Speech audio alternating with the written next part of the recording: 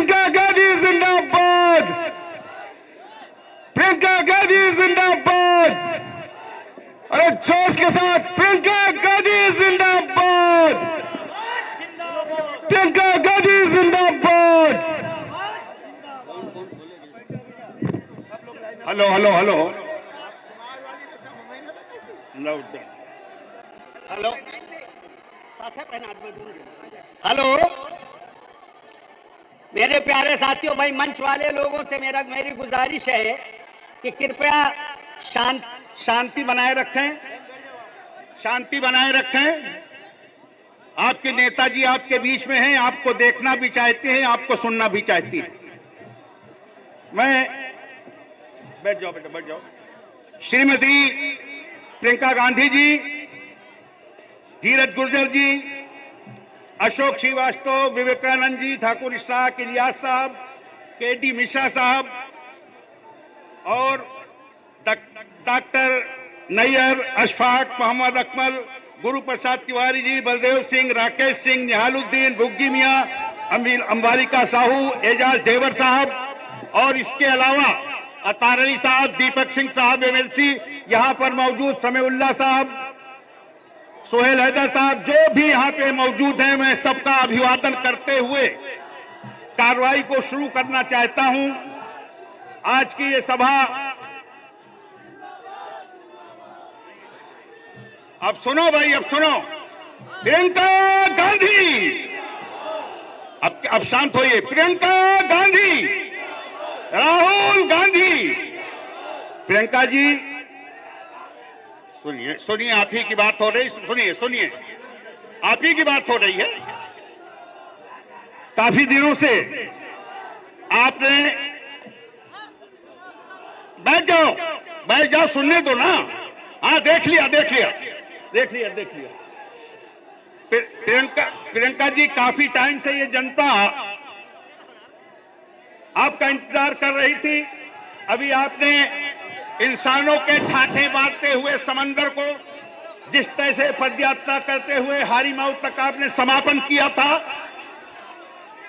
किसी वजह से ये थोड़ा सा हिस्सा रह गया था,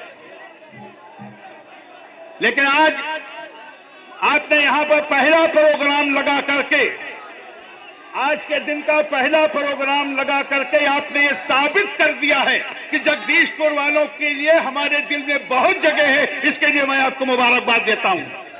अरे ताली बजा करके खुशी का इजहार कर दो ना।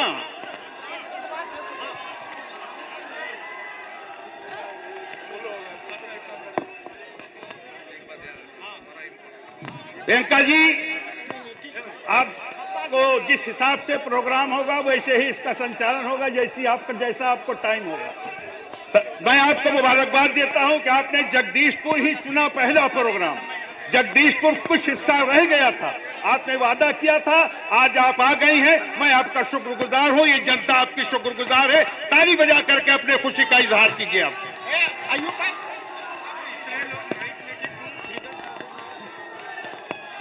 एक शेर के साथ आपकी बात शुरू करूंगा कि नदामत से सर को झुकाए हुए हैं। सुनो यार, सुनो, किशोरी लाल शर्मा जी का भी स्वागत है। सुनो भैया, नदामत से सर को झुकाए हुए हैं। प्रियंका जी, मैं आपको मुखातिब कर रहा हूं। नदामत से सर को झुकाए हुए हैं और निगाहों को अपनी गिराए हुए हैं। नदामत से सर को झुकाए हुए हैं, निगाहों को अपनी गिराए हुए हैं। सुनी प्रियंका गांधी की ललकार जब से विरोधी बहुत दौखलाए हुए हैं, विरोधी बहुत दौखलाए हुए हैं। मैं आपको इनका क्या परिचय कराऊं। मेरे और आपके दिलों में बसती हैं, अमेठी इनका परिवार है। इतना जरूर कहूंगा। मैं इशाक साहब से चाहूंगा कि आ जाएं, एक मिनट अपनी बात कर लें। आइए, जल्दी आइए इशाक साहब। और कौन है, और कौन, जल्दी बोलो। बस धन्यवाद दे दो, बस। विजया प्रियंका के लिए धन्यवाद है। और बहुत से पोस्ट पर हमको रखा, और जब काम करते हैं, चैलेंज करते हैं पूरे विधानसभा को। हमारी टीम से आके हमारे बूथ और हमारे उससे आके कंपटीशन करें। धन्यवाद। हाँ भाई, ये शिवशंकर उपाध्याय जी जल्दी आइए, 1 मिनट में, टाइम का लिहाज कीजिए प्लीज। परमादरणीय अमेठी की युवा शक्ति पूरे प्रदेश में एक ललकार विपक्ष के रूप में करने वाली हमारी बहन प्रियंका गांधी जी, हमारे मंचासीन सभी वरिष्ठ नेतागण, आज ये 1 मिनट शांत हो जाइए, थोड़ा दूर सुनने दीजिए। आज ये महाभारत के युद्ध में आज जो रणभूमि सजी है, महाभारत में भगवान कृष्ण से पूछा, विदुर ने पूछा कि आज आपका स्वागत करते हैं पांडव लोग, आप इसका मतलब कि आप उनके साथ हैं।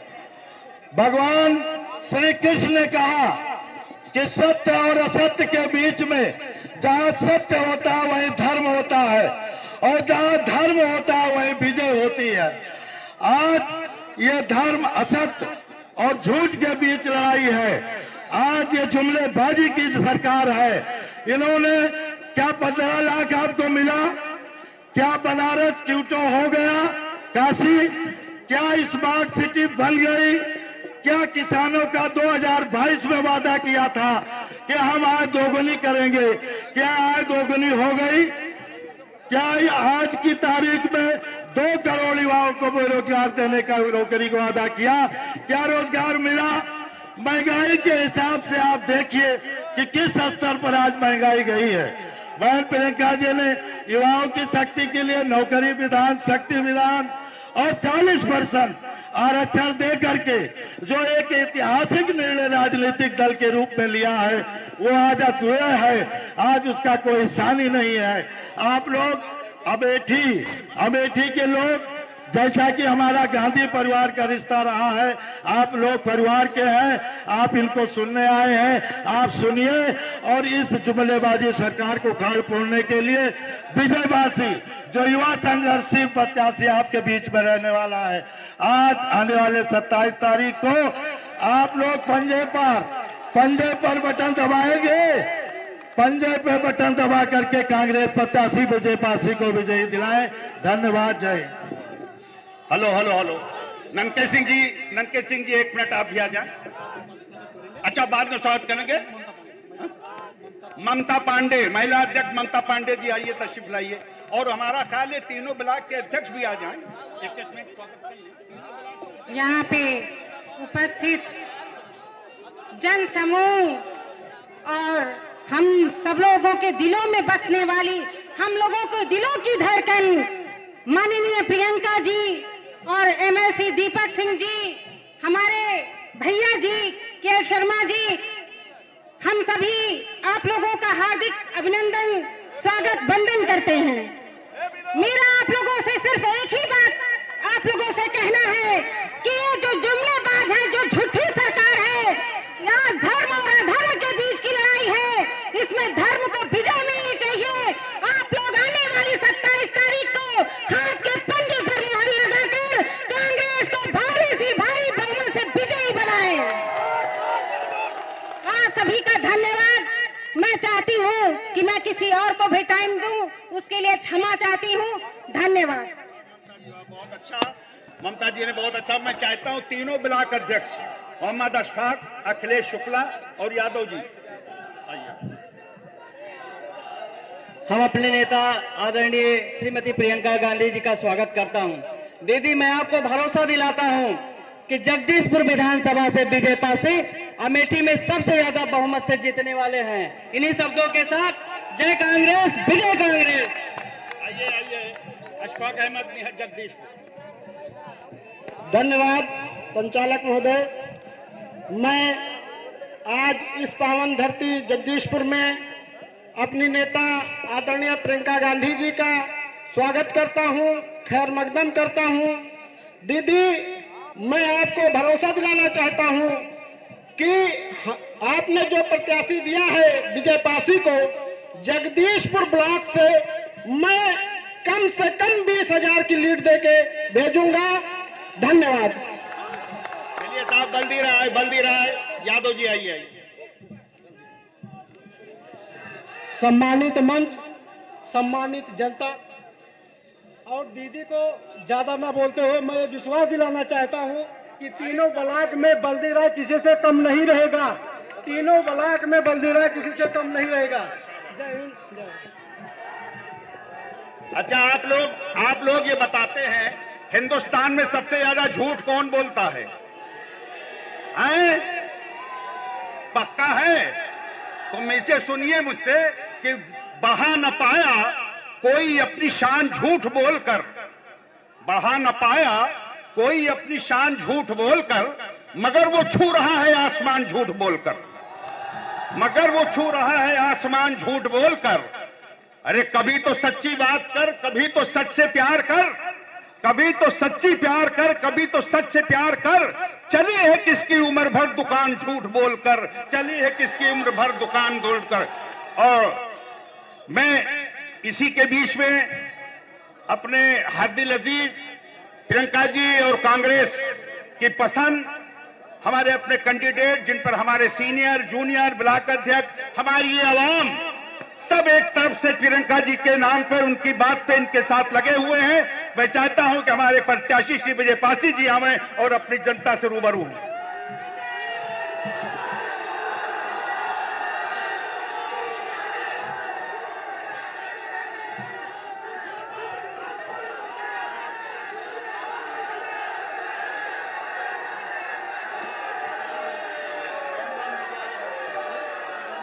आदरणीय दीदी जी,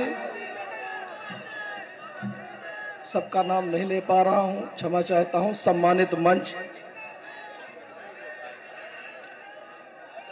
आज मैं आपके बीच में एक सच्चाई बताना चाहता हूं। आदरणीय दीदी जी के द्वारा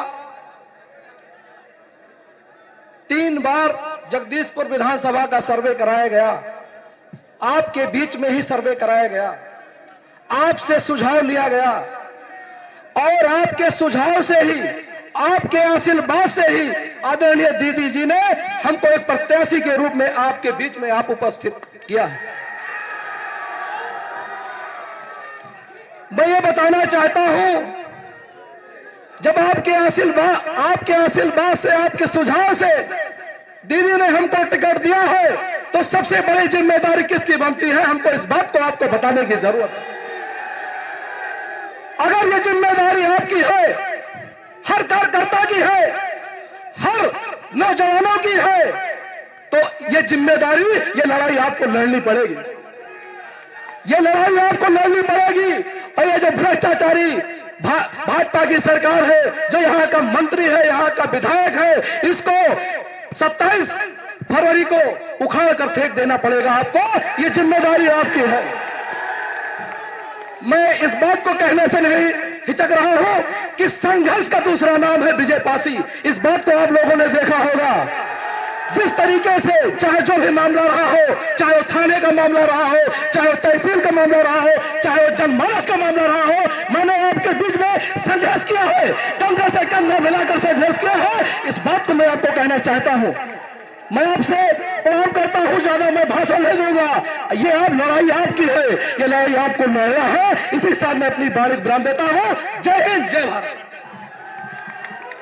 आदावन भैया, हम बोलते बोलते नहीं, आज दिल चाह गया। आप देखते हैं हमारे हिंदुस्तान के प्रधानमंत्री और बीजेपी के जितने भी लीडरान हैं, चाहे जो भी हो, 3 नाम वो पूरी दुनिया में फैला चुके हैं। 3 नाम है मुख्तार अंसारी, दूसरा नाम है अतीक, तीसरा नाम है मोहम्मद अहमद खान। हमारे प्रधानमंत्री से लेके और उनके पास कोई नाम ही नहीं आता है। जी बहुत अच्छे। आपकी दुको इस क्षेत्र के लोगों की दुआओं के साथ प्रियंका जी को बुलाना चाहता हूं कि जमी भी नाश करे, जमी भी, गुर्जर साहब आप भी सुन लें प्लीज, जमी भी नाश करे, आसमां भी नाश करे, जमी भी नाश करे, आसमां भी नाश करे, और तुम्हारे नाम का चर्चा रहे जमाने में, तुम्हारे नाम का चर्चा रहे जमाने में, दुआ है उम्र तुम्हारी खुदा दराज करे। इन्हीं अल्फाज के साथ मैं अपने बेटी, इस अमेठी की आन बान शान श्रीमती प्रियंका गांधी को आपके सामने दावते सुखन दे रहा हूं। गोया मैं आपको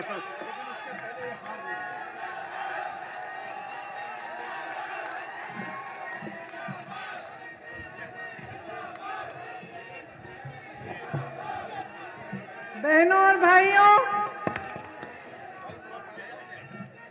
अमेठी के सभी पदाधिकारी, कांग्रेस पार्टी के पदाधिकारी, सभी नेतागण, हमारे प्रत्याशी, मंच पे पधारे समस्त जन, आप सबको इस सभा में बहुत बहुत स्वागत। देखिए, फिर से चुनाव आ गया। कितने भाषण सुन लिए आपने? बहुत भाषण सुने होंगे, बहुत नेता आपके सामने आए, अलग अलग पार्टियों के, सबने आपको भाषण दिया, सबने चुनाव की बात की। मैं भी उसी तरह से आज यहाँ आई हूँ, लेकिन अमेठी आकर हमेशा मुझे लगता है मैं परिवार के बीच आई हूँ, परिवार के सदस्य हैं, खुले मन से, खुले दिल से मैं बात करती हूँ।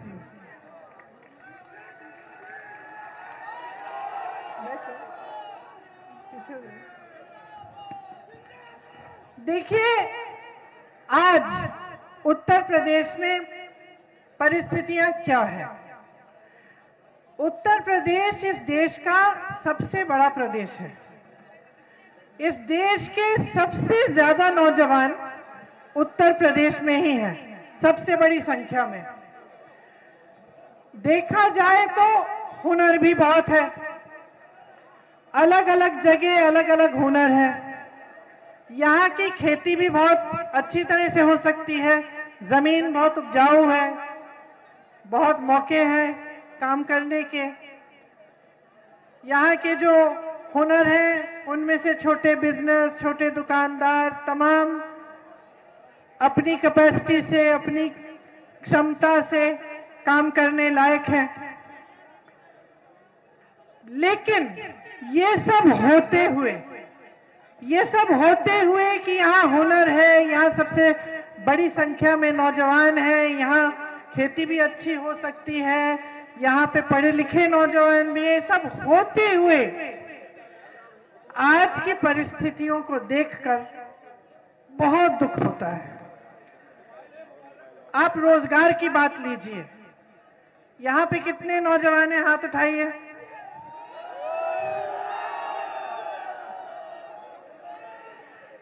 आप में से कितनों को पिछले 5 सालों में रोजगार मिला?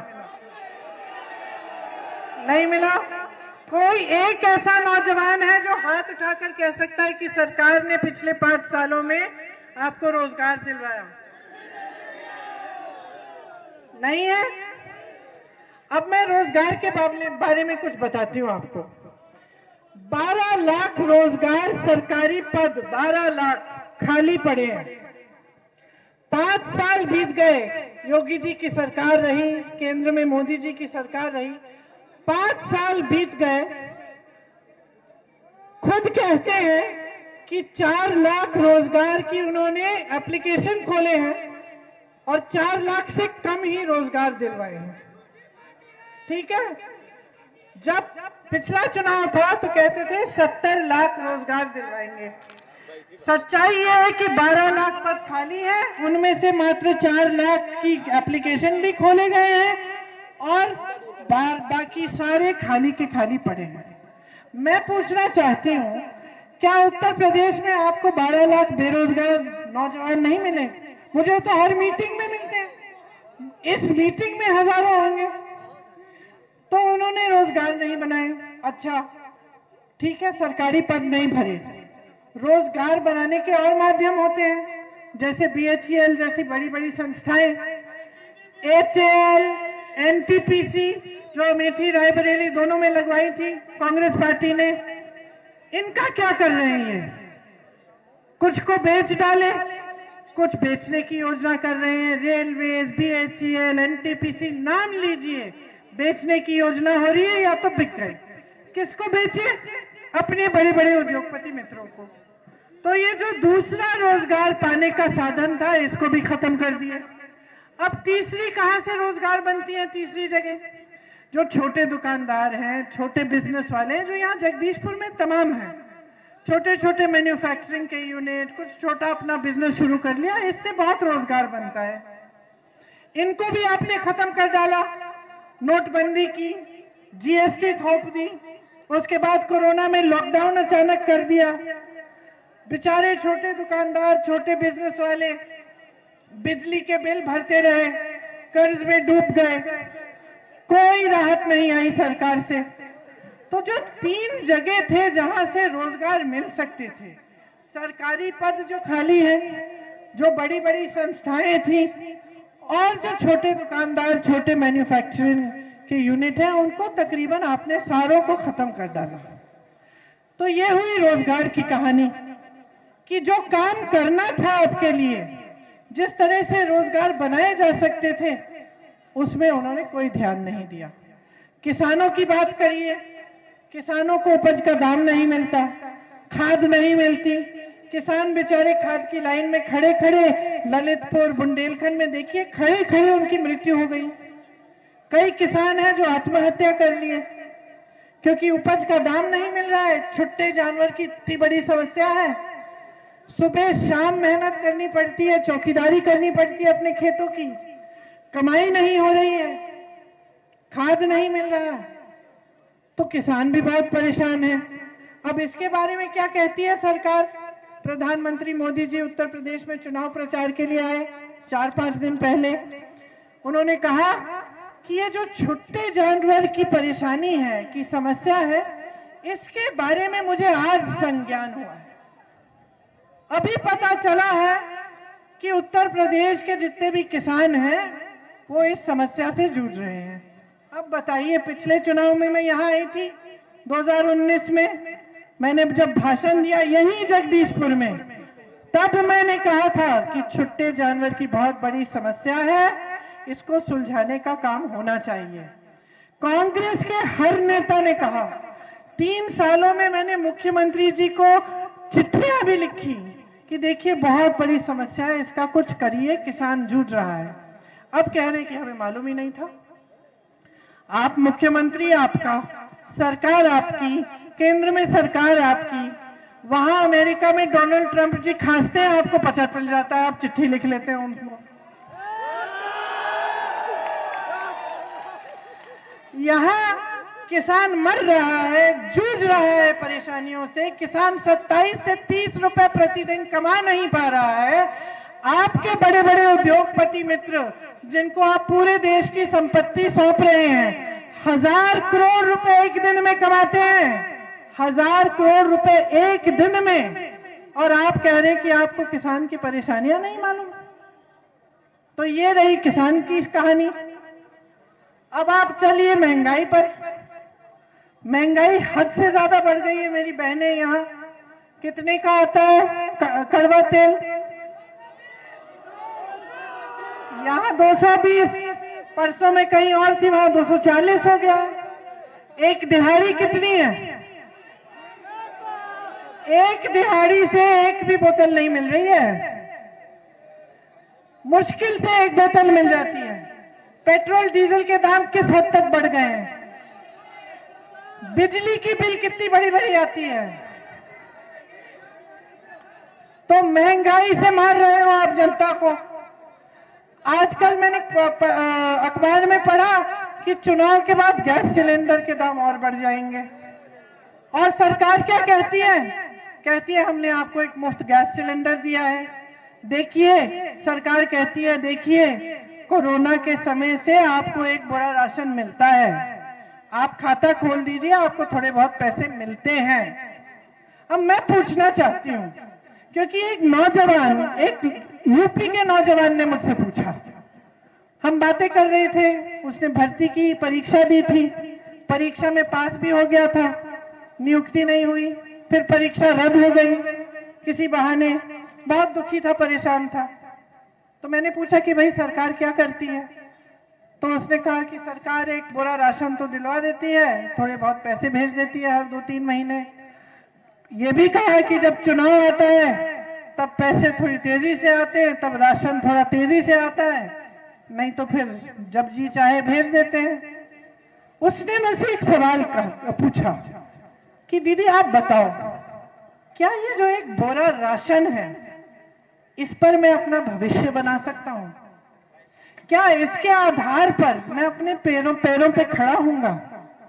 क्या मुझे कल कमाना पड़े, अपने माँ बाप के जीवन को सुधारना पड़े, अपने परिवार की परवरिश करना पड़े, तो क्या मैं इस एक बोरे राशन और ये 1000-2000 रुपए से कर पाऊंगा? क्या यही है सरकार की मेरे प्रति जिम्मेदारी? ये पूछा उसने मुझे। और मैं सरकार से पूछना चाहती हूँ, आप जो ये राशन दिलवा रहे हैं, आप जो ये थोड़े थोड़े पैसे भेज देते हैं खाते में, क्या यही आपकी जिम्मेदारी है जनता के प्रति? क्या आप सोचते हैं कि जनता इसको लेकर खुश होकर आपको वोट दे देगी और कहा इसी पर यहीं पर आपकी जिम्मेदारी खत्म हो गई? क्योंकि मुझे लगता है कि ये सरकार अपनी जिम्मेदारी भूल गई। देखिए, केंद्र में जब सरकार होती है, जब प्रदेश में सरकार होती है, तो क्या नहीं हो सकता। अब यहाँ बुजुर्ग बैठे हैं, तमाम मेरे साथी, पुराने साथी बैठे हैं, ये बताएंगे जब राजीव गांधी जी प्रधानमंत्री जी थे, सरकार केंद्र में कांग्रेस की थी, प्रदेश में कांग्रेस की थी, तभी तो ये BHEL लगा यहाँ, तभी तो ये सब हुआ, तभी तो अमेठी का नक्शा बदला। तो क्यों नहीं हो रहा है? आपने कभी पूछा ये सवाल? आपकी भी आदत बन गई है कि चलो सरकार थोड़ा बहुत दे रही है, उस पे भी आप एहसान मान रहे हो कि आपका एहसान हो गया। कोई एहसान नहीं है जी, कोई एहसान नहीं है, ये कुछ नहीं है जो आपको दे रहे हैं। आपने सोचा है कि क्यों हो रहा है ऐसे, कि पब्लिक की परिस्थिति ऐसी बना दी है सरकार ने कि वो उस एक बोरे राशन पर, वो थोड़े 1000-2000 रुपयों पर निर्भर हो गई है। कैसे हुआ ये? क्या 10-15 साल पहले ये परिस्थितियां थी कि रोजगार मांगते थे आपको मालूम था आप दिल्ली जाएंगे, आप मांग उठाएंगे रोजगार के लिए, रोजगार मिलेगा। तमाम अमेठी के लोग दिल्ली में, NDMC में, सब जगह भर्ती हुए। ये परिस्थितियां तो नहीं थी ना। तो आप सोचिए, ये जानबूझ के किया जा रहा है, ये जानबूझकर जनता को गरीब रखा जा रहा है। इस सरकार की नीति ही यही है कि बड़ी बड़ी बातें बोलेंगे, सुंदर सुंदर विज्ञापन लगाएंगे कि बहुत खुशहाली हो गई है, बहुत रोजगार दे दिए हैं, बहुत विकास हो गया है, लेकिन असलियत यह है कि वो आपको गरीब और निर्भर रखना चाहते हैं। क्योंकि जब तक आप गरीब रहेंगे, जब तक आप निर्भर रहेंगे, तो ये जो छोटे एक आध चीज ये आपके लिए कर देंगे, ये स्कीम की राशन मिल गया, थोड़ा पैसा मिल गया, इससे आप खुश होंगे, इससे आप एहसान मानेंगे। मोदी जी खुद कहते हैं, उन्होंने कहा कि एक बूढ़ी माँ का वीडियो उन्होंने देखा जिन्होंने कहा कि हमने मोदी जी की नमक खाई है, उन्होंने खुद मंच पे कहा। इसीलिए हम उनसे गद्दारी नहीं करेंगे, क्योंकि उन्होंने हमें एक बोरा राशन दिया। आपको निर्भर बनाने की योजना है ये, नहीं चाहते कि आप सशक्त बने। ये तमाम नौजवान जो बेरोजगार हैं, ये नहीं चाहते कि आपको रोजगार मिले, ये नहीं चाहते कि आप अपने पैरों पे खड़े हो, ये नहीं चाहते कि आप सशक्त हो, ये नहीं चाहते कि आप आत्मनिर्भर हो, ये नहीं चाहते आपका विकास। ये सिर्फ और सिर्फ अपने बड़े बड़े उद्योगपति मित्रों का विकास चाहते हैं। क्यों? क्योंकि उनसे पैसे मिलेंगे, उनसे मीडिया आप बनाएंगे अपनी, उनसे प्रचार करवाएंगे आपका। और जब तक जनता गरीब रहेगी, जब तक निर्भर रहेगी, जब तक दुखी और परेशान रहेगी, जब तक जनता के दिल में आक्रोश होगा, तब तक आप जनता के जज्बातों का इस्तेमाल कर पाओगे। तब तक आप जब धर्म की बात करेंगे, आप जब जाति की बात करेंगे, तो जनता के जज्बात उभार कर आप वोट ले पाओगे। जिस दिन इस देश का नौजवान सशक्त हो गया, शिक्षित हो गया, रोजगार मिल गया, उसे आत्मनिर्भर हो गया, तब तक धर्म और जाति की राजनीति इस देश में फूलेगी फैलेगी। जिस दिन आप आत्मनिर्भर हो जाएंगे, आप सवाल उठाना शुरू करोगे। आप कहोगे कि विकास का काम क्यों नहीं किया। आप पूछोगे कि बड़े बड़े भाजपा के नेता आप लोग यहाँ के घोषणा करते हो, आप कह रहे हो कि लखपति बनाया आपने हजारों उत्तर प्रदेश में, हमारी यहाँ बिजली क्यों नहीं आ रही है, हम बिजली के बिल क्यों भर रहे हैं जब बड़े बड़े बिल क्यों भर रहे हैं जब बिजली नहीं आ रही है, हमारे यहाँ पानी की सुविधा क्यों नहीं है, सेहत की सुविधा क्यों नहीं है, पाठशालाएं क्यों नहीं बनाई आपने, नहीं क्या किया है आपने। आप ये सवाल उठाएंगे। ये सरकार नहीं चाहती कि आप आत्मनिर्भर हो, ये सरकार आपके घुटने टेकना चाहती है, ये सरकार आपकी कमर तोड़ना चाहती है। दिखा दिया है 5 सालों में इन्होंने, कुछ नहीं करना चाहती आपके लिए, सिर्फ और सिर्फ आपको थोड़ा सा राशन, थोड़ा सा पैसा देना चाहती है। जीवन भर क्या आपने इतनी मेहनत से अपने बच्चों को बड़ा इसलिए किया है। मैं गरीब से गरीब परिवार के घर में जाती हूँ, कमाई मुश्किल है, रोजी रोटी नहीं कमा पा रहे हैं, फिर भी वो माँ वो पिता मुझे क्या कहते हैं कि दीदी हमने मेहनत की है, बहुत मेहनत की है, खून पसीना बहाया है अपने बच्चों को शिक्षित करने के लिए। जहां जहां मैं जाती हूँ सब कहते हैं हमने मेहनत की है अपने बच्चों को शिक्षित करने के लिए, ताकि हमारे बच्चों को रोजगार मिले, ताकि हमारे बच्चे कमा पाए, ताकि हमें उन पर गर्व हो। तो मैं पूछना चाहती हूँ, क्या आपने इतनी मेहनत अपने बच्चों को पढ़ाने के लिए इसलिए की है कि वो एक बड़े राशन पर निर्भर हो, इसलिए की है आपने कि आपने उनके लिए इसलिए की है कि रोजगार मिले, कमाएं, आपकी देखभाल करें, अपने परिवारों की परवरिश कर पाए। तो सोचिए और अच्छी तरह से समझिए। आपके सामने आकर आतंकवाद की बात होती है, पाकिस्तान की बात होती है, धर्म की बात होती है, जाति की बात होती है, छुट्टे जानवर की बात नहीं होगी, रोजगार की बात नहीं होगी, महंगाई की बात नहीं होगी, महिलाओं को सशक्त करने की बात नहीं होगी। क्योंकि किस मुंह से करेंगे, किस मुंह से करेंगे जब 5 सालों में कुछ किया ही नहीं है। मैं आपको बताना चाहती हूं कि जब रोजगार की बात करते हैं, कांग्रेस पार्टी ने पूरा एक युवाओं के लिए एक पूरा भर्ती विधान निकाला है। हम कह रहे हैं 20 लाख रोजगार हम देंगे, लेकिन हमने उसमें लिखा है कि ये 20 लाख रोजगार आएंगे कहां से। 12 लाख खाली पद जो इन्होंने खाली छोड़े हैं वो हम भरवाएंगे, उसके साथ साथ 8 लाख नए रोजगार बनाएंगे। आप जैसे जो नौजवान हैं, अगर आप अपना छोटा सा कारोबार शुरू करना चाहते हैं, छोटा बिजनेस शुरू करना चाहते हैं, खास तौर से अगर आप अति पिछड़े या दलित वर्ग के हैं, आपको 5 लाख रुपए सरकार देगी 1% ब्याज पे। हम कह रहे हैं कि जहां जहां हुनर है, जैसे मान लो मुरादाबाद में पीतल बनाने का हुनर है, वहां पे हम उस हुनर के लिए सारी सुविधाएं देंगे। वहां पे अगर नौजवान उस हुनर का इस्तेमाल करके एक अपना कारोबार शुरू करना चाहे, हम उसको पूरी सुविधाएं देंगे, हम नए रोजगार पैदा करेंगे। हम कह रहे हैं कि जो छोटे दुकानदार हैं, जो छोटे बिजनेस हैं, जिन्होंने तमाम परेशानियां झेली हैं पिछले 5 सालों में, हम समझते हैं कि उनका कितना दुख है, हम समझते हैं कि कितना संघर्ष किया है आपने। इसीलिए जो कोरोना के समय आपका बकाया था बिजली के बिलों का, वो हम साफ कर देंगे। हम कह रहे हैं कि आपकी जितनी भी बिजली की बिल है वो हम आधी कर देंगे। हम कह रहे हैं कि आपको एक बार फिर सशक्त करने का काम करेंगे, हम आपकी मदद करेंगे, आपको राहत देंगे, ताकि वो जो कारोबार जो बंद होने के कगार पे हैं अब, वो आप फिर से शुरू कर पाए, अपने पैरों पे खड़े हो सके। किसानों के लिए हम कह रहे हैं कि ये जो छुट्टे जानवर की समस्या है, इसको सुलझाने के लिए कांग्रेस की सरकार ने छत्तीसगढ़ में बहुत काम किया है। मुझे तो अच्छा लगा वैसे कि हमारी सरकार की नकल में अब कल परसों मोदी जी ने भी छुट्टे जानवर की बात की तो वही बात की, लेकिन हमारी सरकार ने छत्तीसगढ़ में करके दिखाया। क्या किया उन्होंने? कहा देखिए, अगर छुट्टे जानवरों को आप देखभाल कर लेते हैं तो सरकार आपसे 2 रुपए किलो गोबर खरीदेगी।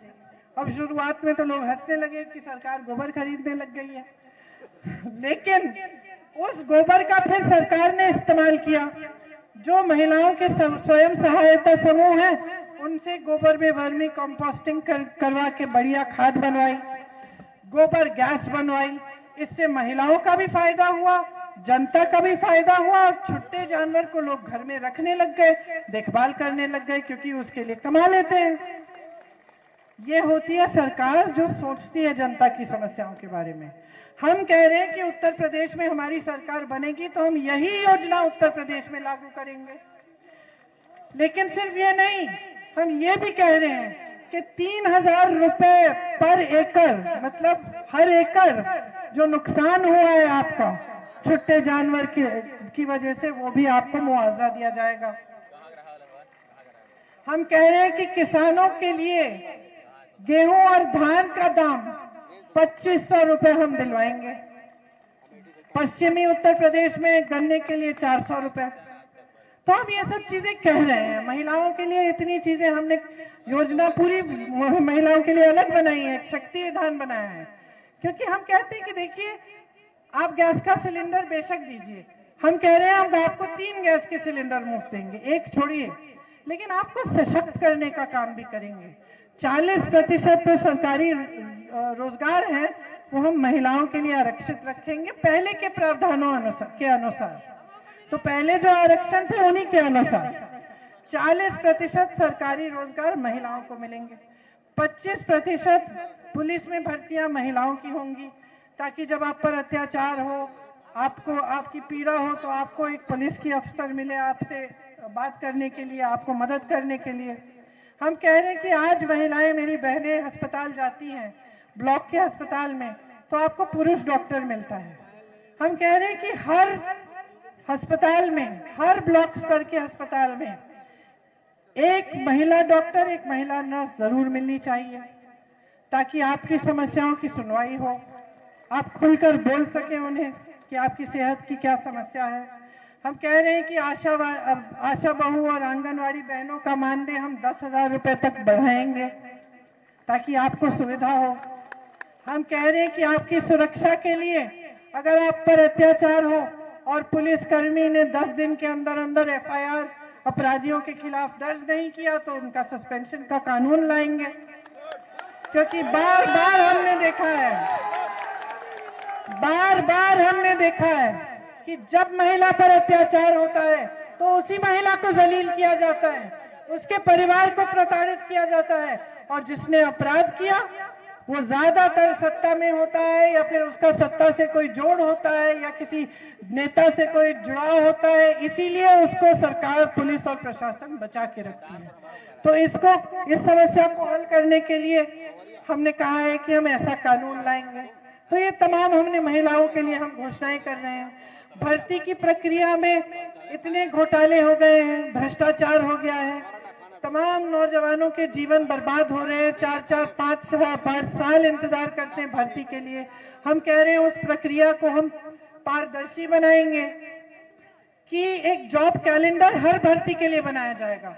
आपकी परीक्षा कौन से दिन पे होगी, उसका रिजल्ट कब आएगा, और आपकी नियुक्ति कब होगी। आज स्थिति है कि आप परीक्षा देते हैं, अगर बाय चांस वो परीक्षा रद्द नहीं हुई, या उसका पेपर लीक नहीं हुआ, या उसमें कोई घोटाला नहीं हुआ, तब भी उसका रिजल्ट आपको 1.5 साल बाद मिल रहा है, और उसके रिजल्ट मिलने पर भी आपकी नियुक्ति सालों के लिए नहीं हो रही है। इसीलिए हम कह रहे हैं कि ये सब एक कैलेंडर बनेगा, और हम एक कानून लाएंगे कि इस कैलेंडर में किसी ने फेरबदल करने की कोशिश की या दखल देने की कोशिश की, तो उसका भी हम उसके खिलाफ कार्रवाई करेंगे। तो अब देखिए, ये सरकार होती है जो आपकी भलाई के लिए, आपकी समस्याओं को सुलझाने का काम करती है। हम एक ऐसी सरकार लाना चाहते हैं उत्तर प्रदेश में, एक ऐसी राजनीति को उभारना चाहते हैं जो अमेठी के लोगों ने दशकों पहले देखी। आपने देखा कि जब राजनीति, जब नेता समझता है कि आपके प्रति क्या जिम्मेदारी है उसकी, तो क्या नहीं करता है जनता के लिए। हम चाहते हैं कि उत्तर प्रदेश में फिर से एक ऐसी राजनीति उभरे जिसमें हर नेता समझे कि उसकी जिम्मेदारी है आपके प्रति, कि आपको निर्भर करना नहीं, आपको आत्मनिर्भर करना उसका काम है, कि आपसे वोट मांगना नहीं, लेकिन आपके लिए काम करना उसका काम है, आपके भविष्य को मजबूत करना उसका काम है, अपनी महत्वाकांक्षाओं को पूरा करना उसका काम नहीं है। तो ऐसे ही नेता विजय पासी जी हैं, आप सबने इनके लिए बहुत तालियां बजाई, बहुत उत्साह दिखाया। क्यों दिखाया? क्योंकि आप जानते हैं कि जब जब संकट आया, विजय पासी आपके साथ, आपसे कंधे से कंधा मिलाकर आपके संघर्ष में शामिल हुए। आप जानते हैं कि जब जब आप पीड़ा में थे, आपको दुख हुआ, तो विजय पासी जी आपके पास आए, आपकी पीड़ा को सुना और उन्होंने आपकी मदद करने की कोशिश की। तो इस बार विजय पासी जी को विजयी बनाइए,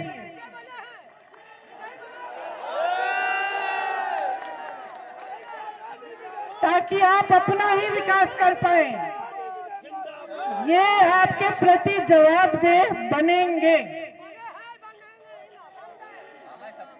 ये काम करके दिखाएंगे, ये अपनी जिम्मेदारी को समझते हैं। ऐसी राजनीति को आगे बढ़ाइए। बहुत हो गया है, बहुत देख लिया है आपने भाजपा की राजनीति को, बहुत नकारात्मक राजनीति है। आपके जज्बातों को इस्तेमाल करना चाहते हैं, बस किसी न किसी तरह से सत्ता में रहना है, बस, और कोई लक्ष्य नहीं है। तो समझ लीजिए कि आपके प्रदेश में कितनी ज्यादती हो रही है, आपके साथ कितना अन्याय हो रहा है। और इस समझ के साथ, इस विवेक के साथ आप जाकर अपना वोट डालिए। कांग्रेस पार्टी को जिताने से आप अपनी ही भविष्य को मजबूत करेंगे। आपको बहुत बहुत धन्यवाद। बहुत ध्यान से आपने बातें सुनी। मेरी आशा है कि आप इन सब बातों को मन में रखते हुए ही पोलिंग के दिन अपना वोट देंगे। बहुत बहुत धन्यवाद। जय हिंद। अब आपको धन्यवाद देने के लिए श्री राजेश्वर प्रताप सिंह उर्फ ननके सिंह, एक बार धन्यवाद दे दो आप। राजेश्वर प्रताप सिंह उर्फ ननके सिंह, आप आइए। और हमारे जिला अध्यक्ष, कार्यवाहक जिला अध्यक्ष कहाँ, बोलिए। हम सभी क्षेत्रवासियों की तरफ से व नौजवान साथियों की तरफ से, माताओं बहनों की तरफ से प्रियंका भैया जी का हार्दिक स्वागत, अभिनंदन व वंदन करते हैं। और आप लोगों से गुजारिश करते हैं, निवेदन करते हैं कि आने वाली 27 तारीख